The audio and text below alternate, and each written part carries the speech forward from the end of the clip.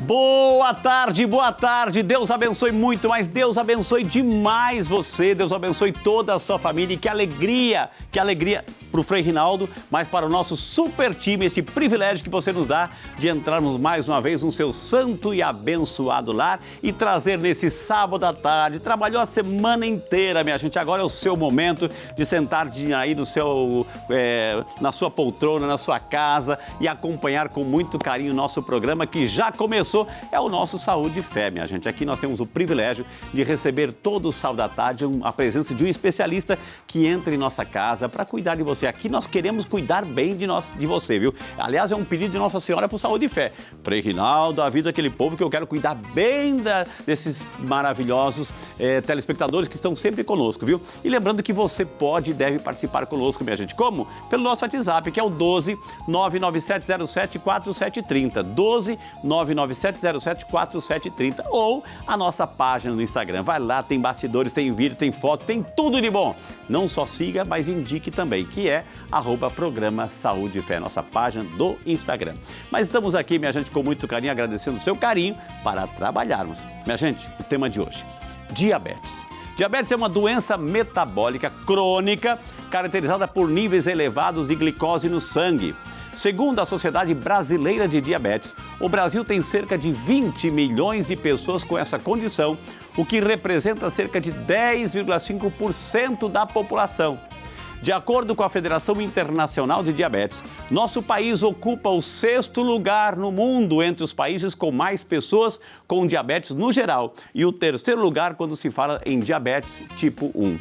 Até 2045 haverá um aumento de até 46% nas projeções, chegando a 783 milhões de pessoas vivendo com diabetes. Os dados são alarmantes e merecem a nossa total atenção. Por isso, minha gente, com muito carinho, o Saúde e Fé recebe em sua salinha para conversar sobre o assunto essa nossa queridíssima médica endocrinologista, a doutora Simone Turcato. Boa tarde, doutora! Boa tarde!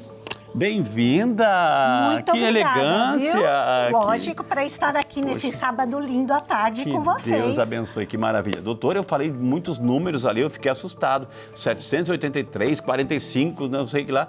Está aumentando, doutora? Aumentando muito os casos de diabetes e nós estamos extremamente preocupados. Vamos conversar com isso, então? Vamos ser sobre isso que merece. A Sociedade Brasileira de Endócrino, assim como os endocrinologistas no mundo inteiro estão extremamente preocupados com esses números alarmantes, né? E temos várias causas. Nossa. Que estão provocando esse aumento absurdo nos casos de diabetes mellitus. Eu creio que hoje a gente tem esse avanço das informações na internet, a gente pesquisa diabetes, a gente tem acesso a muitos vídeos, muitas aplicações, mas nada como ouvir de um profissional, né, especialista no assunto, o que é, como tratar, os grupos de risco, enfim, qual é a lição de casa que eu e você precisamos, assim, colocar em prática para evitar, para nos prevenirmos aí do surgimento e do aumento alarmante desse número. Doutora, então para a gente começar, é uma doença. Sim. Diabetes é uma doença, né? O que é então diabetes? É uma doença crônica, né? Ela é caracterizada pelo aumento do número caracterizada pelo aumento do nível de glicose no sangue por conta de uma diminuição da ação ou da produção de insulina. Tá. O que é insulina? Insulina é um hormônio produzido pelo pâncreas, tá? E eu costumo fazer uma analogia para os meus pacientes entenderem. Por favor. É assim, imagine só a insulina sendo a chave que abre o tanque de gasolina da célula para a gasolina entrar, para a glicose, exato, para a glicose entrar, para gerar energia. Para o carro andar. Para o carro andar. E o que acontece? Nós temos ou uma redução da ação dessa insulina, então ela não funciona direito, não abre esse tanque de gasolina, ou você tem uma não produção dessa insulina. Aí, o que acontece? A glicose, ela não é capaz de entrar na célula e ela fica em um nível muito elevado no sangue. Então, e a partir daí, nós temos todos os sintomas, todas as consequências dessa glicemia alta, dessa glicose alta no sangue, o que Quando a gente fala glicose, doutora Simone, ou seja, a gente está falando só de comer doce, guloseimas, as bombas do dia a dia? Não. O que produz a glicose? A glicose, não, a glicose é um carboidrato, né? E o carboidrato, ele está presente em todos os alimentos. Mas existem alguns carboidratos que, no caso do diabético, a gente evita um pouquinho porque eles podem provocar um alto índice glicêmico, eles aumentam muito rápido. Mas assim, o carboidrato está presente nos legumes, tem um pouquinho nas verduras, no arroz, nas massas, nos pães. Então, tem carboidrato. E tem os carboidratos simples, que são absorvidos mais rápidos, e os carboidratos complexos, os açúcares, né? Vou falar assim, os açúcares complexos, que eles precisam passar por uma quebra para serem absorvidos. Esses simples, que são mais problemáticos quando a gente tenta controlar os diabéticos, né? Que eles estão presentes no açúcar mesmo, dos doces, e eles são absorvidos de uma maneira muito rápida. Uau!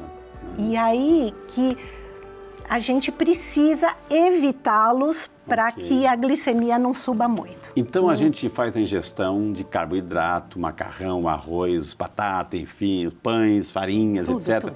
A gente ingere. A gente também ingere doces, sorvetes, enfim, pudim, guloseimas, enfim, apetitosos, enfim.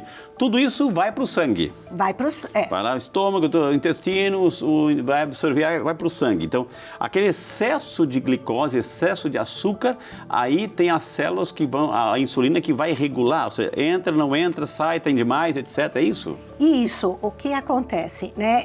Entra no sangue, aí passa pelo pâncreas, as células beta-pancreáticas, que são as principais responsáveis pela liberação de insulina.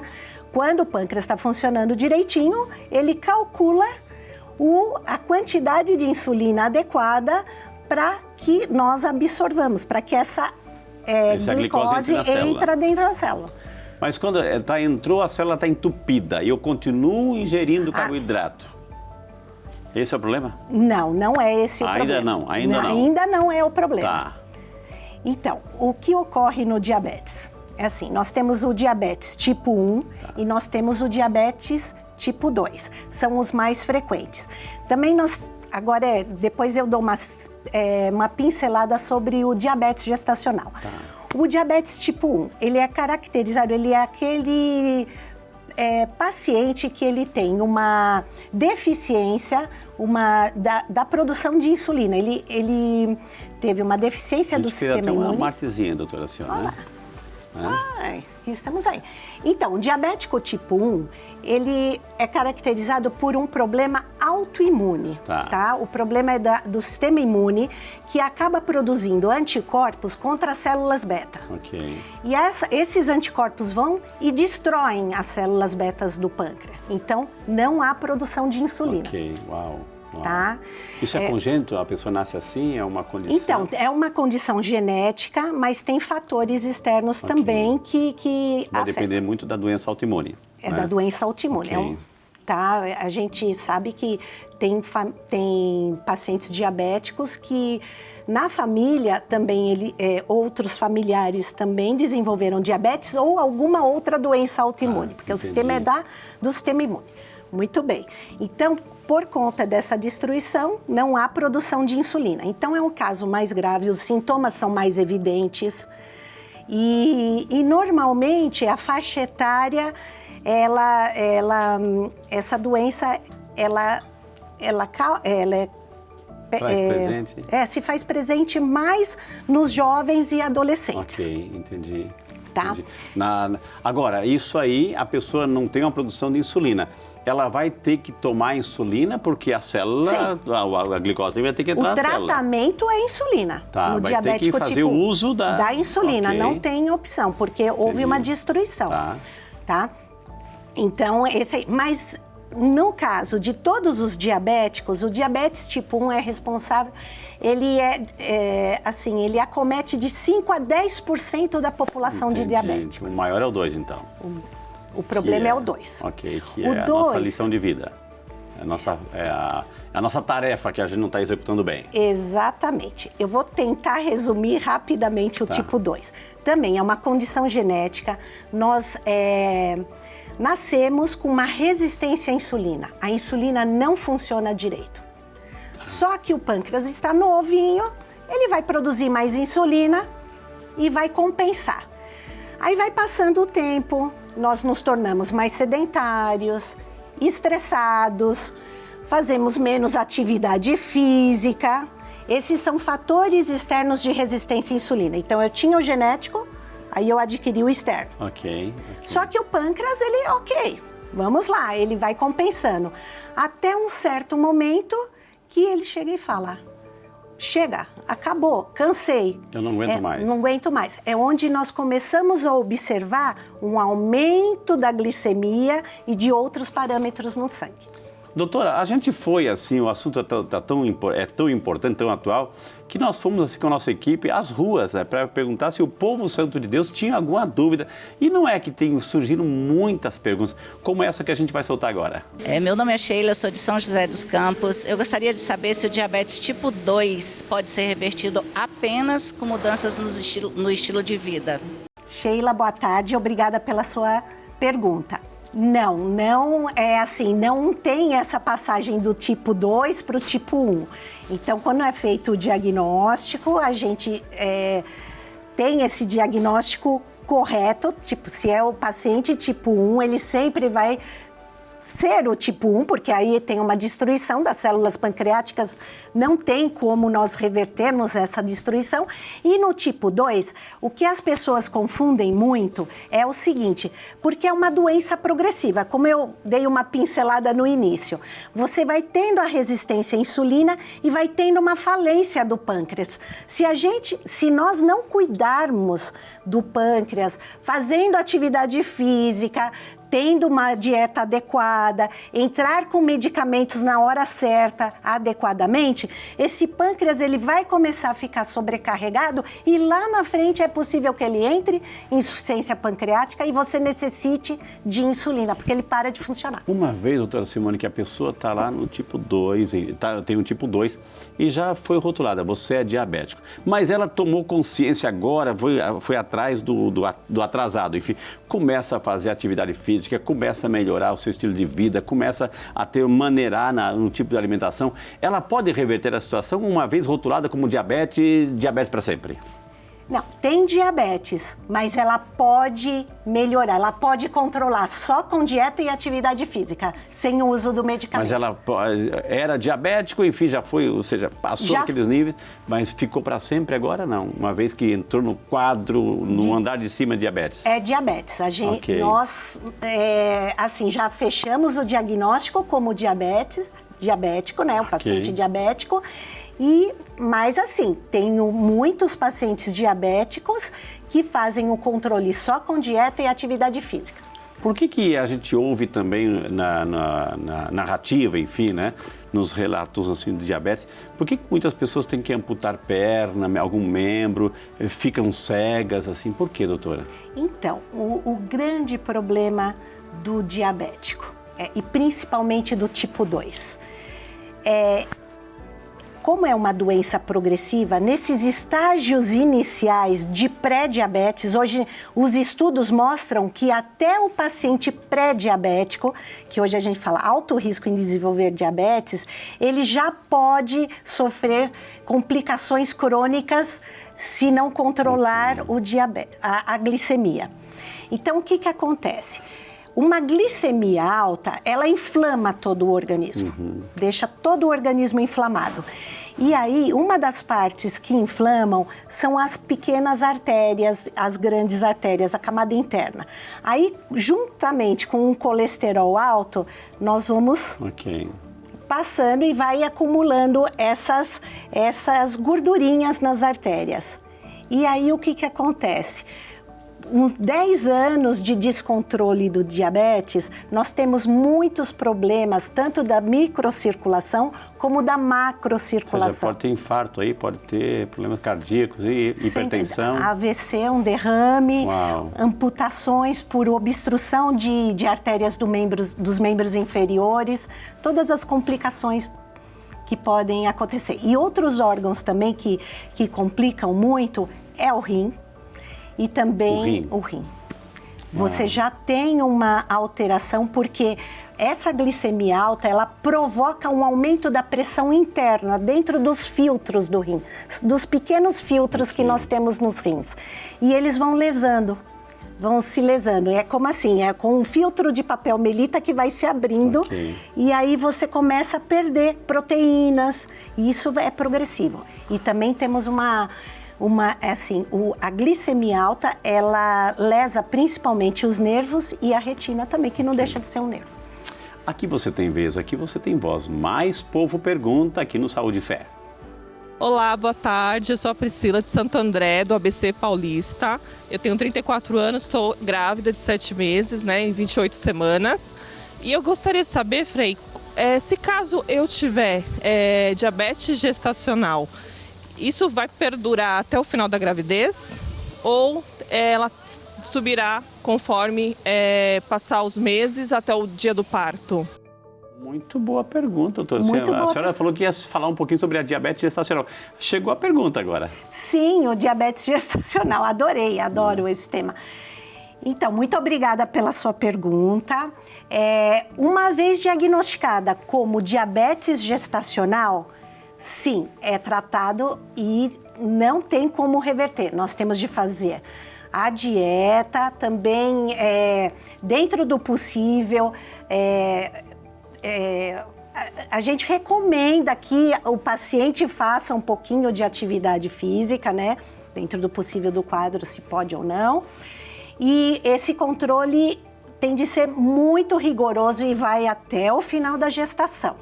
Mas uma coisa importante, o diabetes gestacional, o diagnóstico dele é assim, você tem o diabetes, só que pós-parto, normalmente ele reverte, o paciente melhora, tá?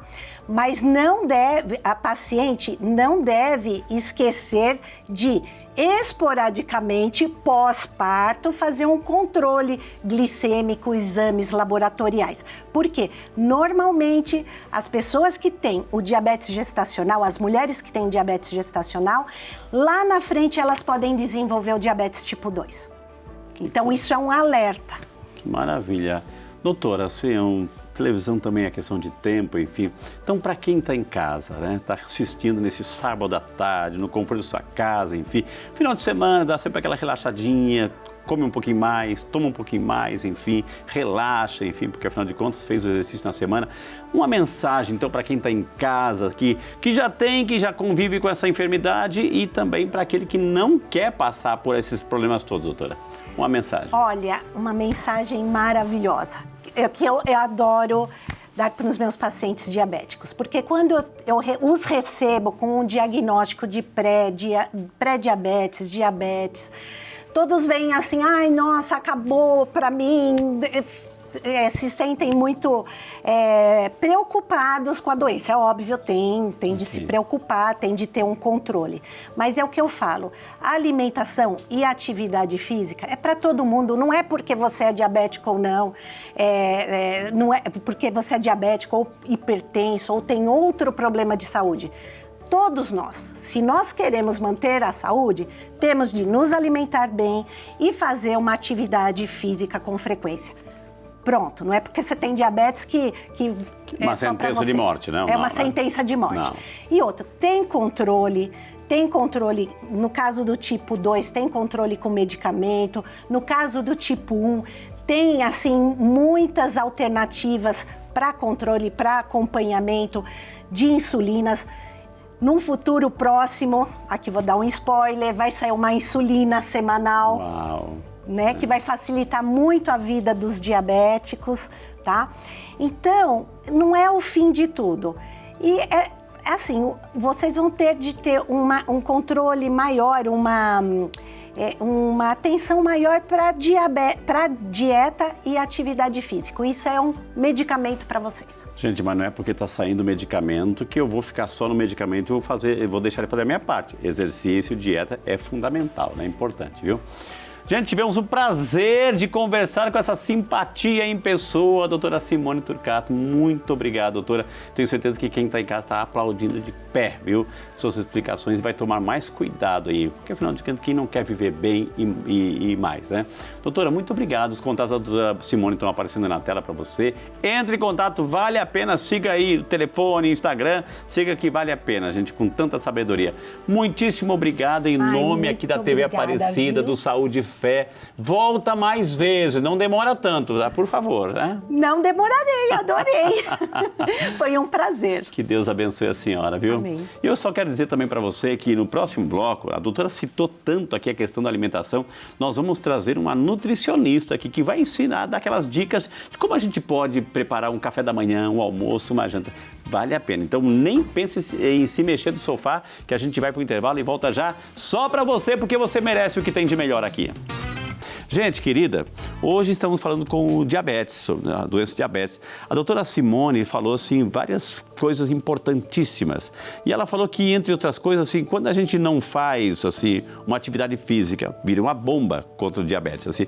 Quando a gente não tem uma reeducação dos nossos hábitos também, é uma bomba. E hoje nós prometemos para você, estamos recebendo, minha gente, ela, queridíssima, ela que é nutricionista, a Gabriela Sila, que vem aqui nos ensinar como preparar uma boa alimentação e saudável. Gabriela, boa tarde, bem-vinda, linda. Muito obrigada. Deus te abençoe. Amém, a nós. Bem-vinda. Como é que a gente pode, então, colocar na nossa consciência que uma alimentação saudável, ela vai ajudar a gente a se prevenir do diabetes, Gabriela? Frei, vamos pensar uma coisa. Todo mundo fala assim, tem uma alimentação que deveria ser destinada aos diabéticos? Na verdade, não. Na verdade, é a alimentação que nós todos, antes de ter alguma alteração na glicose, deveríamos seguir, né? Então é uma alimentação normal, balanceada, não tem muito segredo, é só a gente realmente equilibrar questão de fibras, proteínas, e esse é o caminho. Está no alcance de todos? Ou é uma coisa assim, quando a gente fala de alimentação saudável para controlar o diabetes, é muito caro?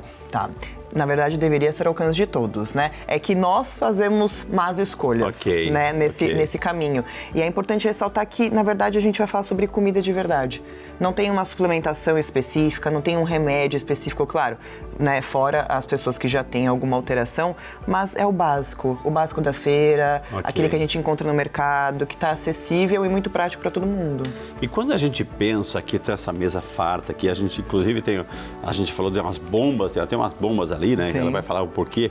Quando a gente fala assim de um café da manhã, ou seja, que seja realmente nutritivo, que é a primeira refeição do dia, o que a gente tem que pensar, Gabriela? O que todo mundo confunde quando a gente fala, por exemplo, de diabetes, que tem que tirar as frutas, por exemplo.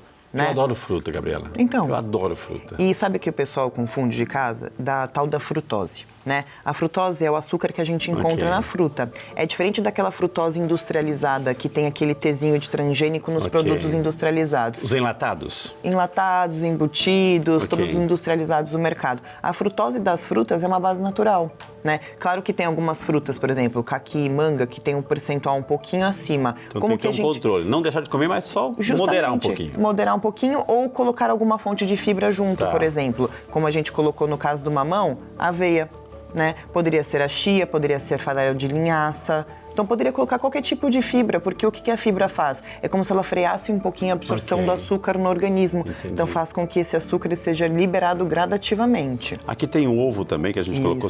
Melhor ovo cozido, ovo, digamos, frito, fritar com quê? Todo mundo tem o hábito do frito em casa, né? Não tem problema ser o frito desde que seja no azeite. Né? O azeite ele tem uma tolerância maior para a temperatura, então a gente não perde a gordura boa do azeite, digamos assim. Qual que é a importância do ovo, Frei? Controle da glicemia também. Muito importante que a gente pensar que todas as refeições, por exemplo, de um diabético que já tem uma alteração na glicemia, como o pessoal de casa que talvez busca o emagrecimento, é colocar a fonte proteica. A gente sempre associa proteína, por exemplo, em macros refeições, por exemplo, almoço e jantar. Mas o mais interessante é a gente fazer essa distribuição ao longo do dia. Por exemplo, o ovo, seja ele cozido, frito no azeite ou mexido, ele participa participa, né, dessa digestão e faz com que o açúcar também seja liberado de maneira mais gradual, sem dar aqueles picos de glicemia. Aqui ó, tem queijo, um queijo branco, tem pão e tem torrada. Os dois ou eu escolho um? Poderia escolher um, né? São equivalências. Então, por exemplo, o que o pessoal de casa acaba fazendo? Vou comer a fruta, vou acrescentar mais um pão, mais um suco. Se a gente já tem a fruta, então não coloque o suco. A gente sempre dá prioridade para as frutas que são mastigáveis, né? No lugar, por exemplo, do suco que você só bebe. Porque na mastigação a gente tem a questão do controle da saciedade, consegue ter a percepção dessa saciedade. O suco, querendo ou não, a gente só engole e não tem nada de fibra. Ok, né? E uma concentração muito grande de açúcar e corantes e outros Justamente, e não tem as fibras, né? E não tem as fibras que a gente colocou. Então, se for para utilizar, ou a gente usa, por exemplo, a fruta, ou as fatias de pão, ou torrada, né? Então, sempre dar prioridade para um ou outro, para não exceder, né? Tomei um café da manhã equilibrado, enfim, agora está chegando o almoço, né? O que eu tenho? Eu tenho que pensar no almoço, carboidrato, proteína, e aí? Sim, equilibrados também. O que é legal a gente comentar? A gente deixou até um potinho aqui separado com a questão da abóbora, né? Carboidratos, tem alguns que são melhores na questão do controle da glicemia. Vamos pensar em que eles dão um pico de glicemia de maneira mais gradual. Seria a abóbora e a batata inglesa. Que é a batata branca normal. Claro. Que todo mundo acaba trocando pelo quê, Frei? Pela batata doce. Exato. Né? A batata doce, por incrível que pareça, tem uma concentração maior de açúcar do que a batata inglesa. Olha aqui, né? Então, Sim. É uma propaganda enganosa que É uma propaganda enganosa. Poxa. Né? Num processo de controle glicêmico, assim como o emagrecimento, a gente trocar, por exemplo, o arroz pela abóbora é uma boa escolha. Ok. Né? Mas, puxa, eu não quero abrir mão do meu arroz, gosto muito, né? O arroz e o feijão da nossa rotina, não há problema. A gente também propositalmente colocou o feijão, porque o arroz e o feijão, eles têm aminoácidos que eles literalmente se complementam. Legal. Então, eles diminuem essa absorção. Eles fazem com que realmente o açúcar seja diminuído no sangue. E, claro, a gente sempre priorizar as questões proteicas, que nem a gente comentou no café da manhã. E saladas e legumes, Frei, à vontade. À vontade, né? À vontade. Então, de preferência grelhados, assim... As folhas a gente sempre dá preferência para as que são de maneiras cruas, né, as crucíferas. E claro, os legumes, para quem não gosta dos crus, né, pode utilizá-los de maneira cozida. Aí, por exemplo, o brócolis, a berinjela, a couve-flor, a abobrinha, que é 99% água, né? Gabriela, serve tanto para almoço como para janta, essa composição? Eles são sempre dessa maneira, né? O carboidrato depois das 6, que a gente pensa, putz, engorda, imagina. Controle glicêmico, a gente sempre tem que pensar em proteína e fibras. E nas verduras e nos legumes a gente consegue uma alta concentração de fibras. Evitar talvez um pouco mais à noite comer demais, né? Ou seja, porque a gente vai repousar, etc. Então evitar o excesso ali. Justamente. Muita gente reclama do feijão, né? Fica estufado, tem a questão de flatulência. Se já tem uma sensibilidade para as leguminosas que são das famílias do feijão, então grão de bico, lentilha, evita, não tem problema. Então, talvez uma batata cozida, que tem uma digestão um pouco mais suave, né? Um arroz integral, que já tem mais fibras do que o branco, mas aqui vale a gente ressaltar que não é nada proibido, Frei. Tem alguma restrição de horário? Tem gente que janta 11 da noite? Sim, né? sim. Não haveria, porque, por exemplo, quem janta 11 da noite, provavelmente o dia começa mais tarde, né? Ou acaba se estendendo. O que a gente sempre dá prioridade, 1h30 entre a refeição e o sono. Para que realmente não tenha questão de pré-disponibilidade do refluxo, gastrite, né?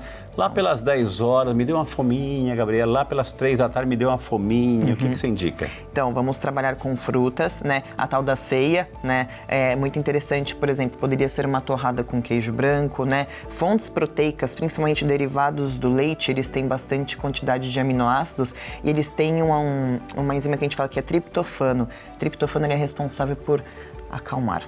Então, por exemplo, lembra que a gente tomava de ceia aquele leite quente com canela para dar aquela aliviada, aquela acalmada? O leite, por conta do triptofano, que é esse neurotransmissor, ele dá uma acalmada e ele aumenta a nossa liberação de melatonina, por exemplo. Então, para o sono ser mais repousado. Quem é um pouco ansioso na parte da tarde, apostar nesses alimentos seria interessante. E a banana, né? A banana também tem potássio, magnésio, que também auxiliam nessa liberação também desse transmissor. Agora eu vejo que você se equivocou aqui, Gabriela, porque no almoço, na janta e a sobremesa.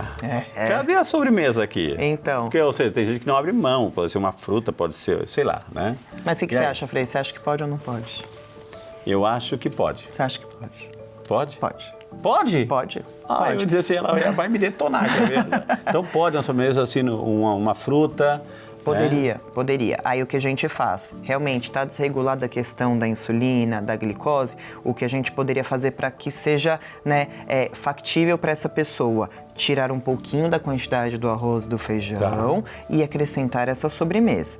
O que seria interessante nesse caso? Por exemplo, fontes de amendoim. Então, doces à base de amendoim são muito bem-vindos porque eles são fontes mais de gordura do que de açúcar e são mais fontes proteicas do que de açúcar. Então, são muito bem-vindos. E os chocolates amargos, Frei, são excepcionalmente bem-vindos nesse contexto também.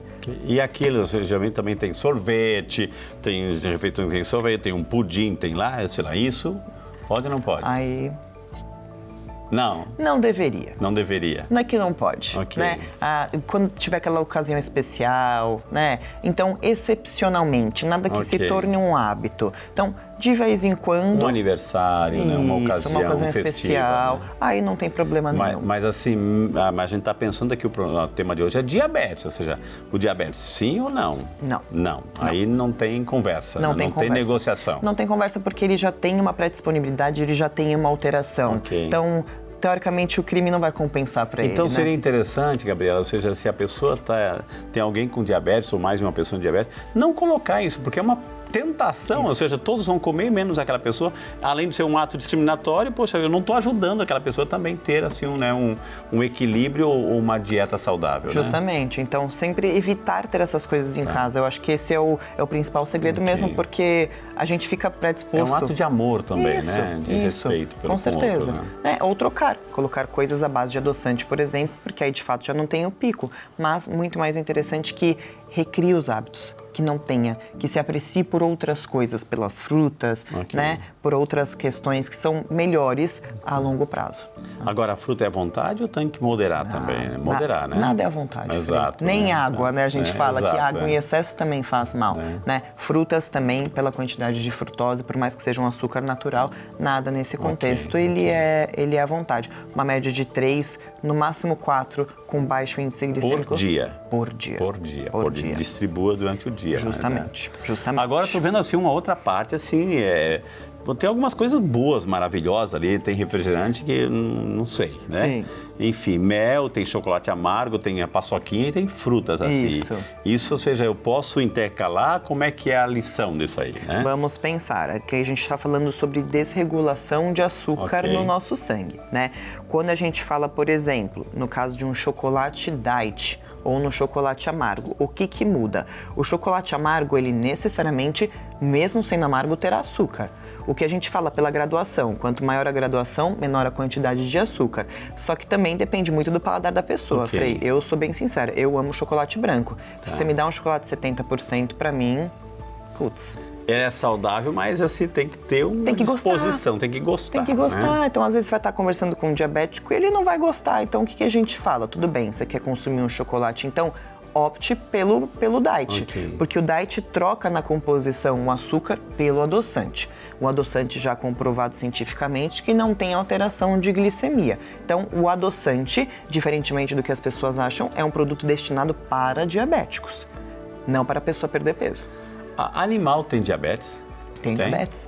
Eu estou perguntando se a abelha tem diabetes, porque faz um mel tão gostoso. Tão gostoso. A abelha provavelmente não tem, porque ela voa o dia inteiro, né? A gente sempre associa a diabetes, que nem a doutora comentou. Ela faz exercício, né? É isso. A gente sempre associa uma alteração a, teoricamente, sedentarismo. Né? Então, animais também têm, animais que são sedentários, sim, sem sombra de dúvida. Então, e o mel ali? O mel eu posso, quantidade, quando? O mel, ele é uma fonte interessante de açúcar, só que é um ponto que a gente tem que chamar a atenção, porque ele é excepcionalmente fontes de frutose e maltodextrina, tá? O que seria interessante? Ele entrar com um contexto de complemento, por exemplo, em questão imunológica. Então, eu colocaria uma colherzinha de café, por exemplo, não todos os dias, uma vez a cada 3 dias, e olhe lá, porque de fato ele tem uma concentração bem grande de açúcar na sua composição, né? Então, não seria tão interessante. Agora, a gente tem a paçoquinha, acho que é zero. Quando a gente ouve zero, etc., pode-se? Então, a paçoca, que nem a gente comentou, ela é prioritariamente mais fontes de gordura. Aí é um contexto legal. Se a gente for pensar, por exemplo, nessa paçoquinha, ela tem uma média de 20 gramas, ou se fosse a rolha, por exemplo. Dentro dela tem uma média de 10 gramas de carboidrato. 10 gramas, Frei, é uma colher de sobremesa, mais ou menos. Tá? Querendo ou não, é uma colher de sobremesa que você está colocando fora todo o resto que você está comendo. Já colocou. Justo. Então, temos que também chamar a atenção. Não é porque é diet ou que realmente ela é boa fonte de gordura que a gente pode abrir mão. Refrigerante nem pensar. Refrigerante zero poderia.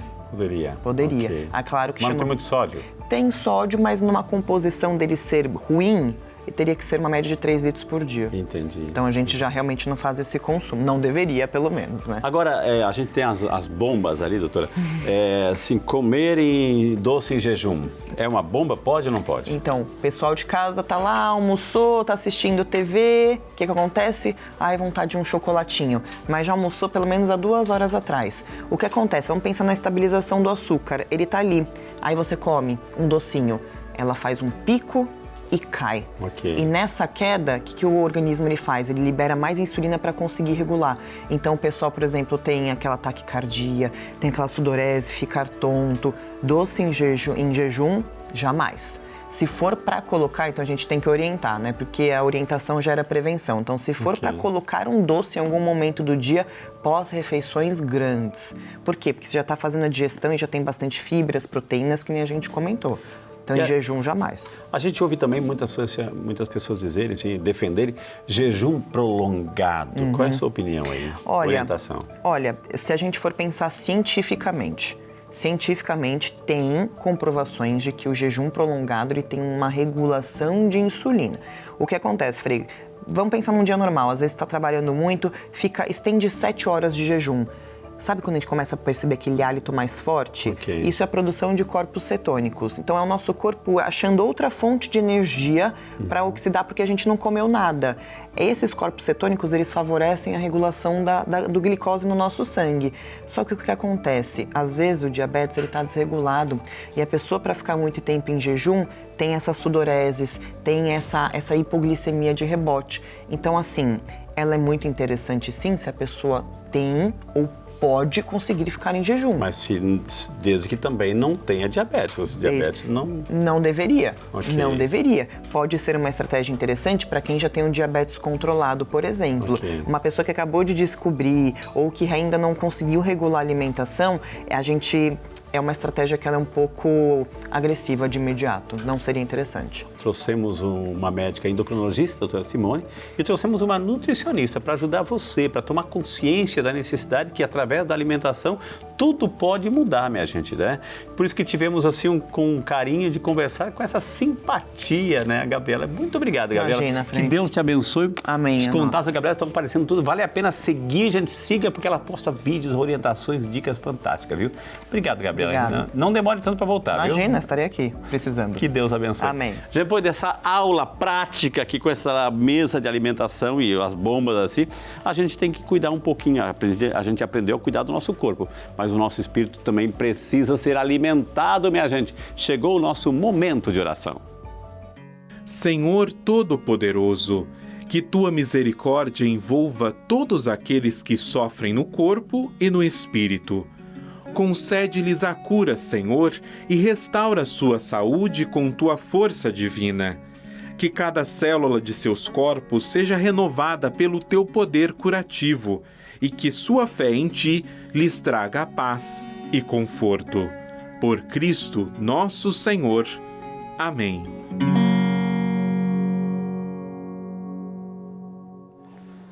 Você viu, gente, tudo que a gente aprendeu hoje aqui com a doutora Simone sobre diabetes, com a Gabriela, ou seja, e é tudo aquilo que a gente coloca, que a gente ingere, que a gente vai estufando o nosso organismo, que tem as suas consequências, né? Então, né, isso a gente tem que ter cuidado, mas o que a gente pode exagerar e bastante é a nossa oração. Quando a gente coloca amor, paz, serenidade, vitalidade, esperança, fé dentro de nós, o nosso espírito resplandece, a gente fica mais forte, E cuidar da nossa saúde é um ato de respeito para com Deus. Por isso quero convidar você agora, ao lado da imagem linda de Nossa Senhora Aparecida, de São Peregrino Protetor contra o mal do câncer, quero convidar você a preparar aquele copo d'água, aquela jarrinha d'água, para você tomar agora abençoada nesse sábado à tarde, junto com a sua família, relaxando, descansando, se preparando para esse final de semana. Senhor Deus de infinita bondade e misericórdia, aqui te apresentamos essa água tão limpa, tão pura e tão transparente. Dignai-vos, Senhor, abençoá-la, santificá-la, que ao tomar dessa água, desça sobre cada filho, cada filha que nos acompanha, toda a bênção, a proteção, a saúde física e espiritual. Em nome do Pai, do Filho e do Espírito Santo. Amém. Pode tomar sua água. E que Deus abençoe muito você, viu, gente? Que maravilha! Eu gostei demais do programa de hoje, espero que você tenha gostado. Quero desejar um bom final de semana para você. Se cuide. Semana que vem estaremos juntinhos com mais uma edição do nosso Saúde e Fé. Que Deus abençoe em nome do Pai, do Filho e do Espírito Santo. Amém. Um beijo no coração, se cuida, continue na Rede Aparecida de Comunicação, que tem uma programação maravilhosa para você. Deus abençoe.